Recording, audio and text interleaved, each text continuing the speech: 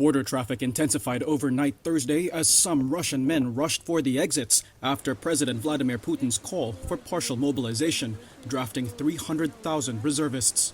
At Russia's border with Georgia, video obtained by Reuters showed traffic Wednesday night. For some, like Ivan, the crossing took up to 12 hours. I think the Russian border guards are letting people through very slowly. For example, yesterday before midnight, you could cross the border much more quickly.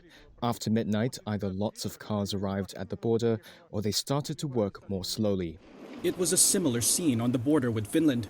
One man named Nikita said he was afraid to be called up for war. Yes, I'm afraid.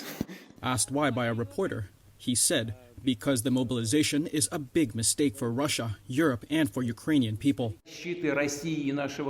Putin's Wednesday announcement raised fears that some men of fighting age would not be allowed to leave the country. Prices soared above $5,000 for one-way plane tickets to the nearest foreign locations, with most sold out completely for coming days. Alex was one of the arrivals at Istanbul airport. I didn't believe that the next step will be mobilization. And I feel that not really lots of Russian people want to fight and want to be mobilized and want to go to the army. Ukraine's President Volodymyr Zelensky warned Russian citizens that the war was now arriving at their doorsteps.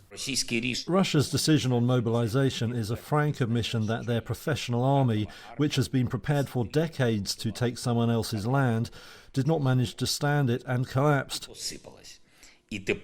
And now, due to mobilization, for most Russian citizens, Russia's war against Ukraine is not something on TV or the internet, but something that has entered every Russian home.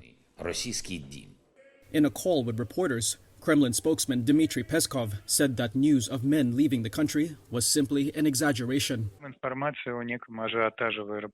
The information about the hype at airports and so on is very much exaggerated. It was exaggerated a lot. There is a lot of fake information about this.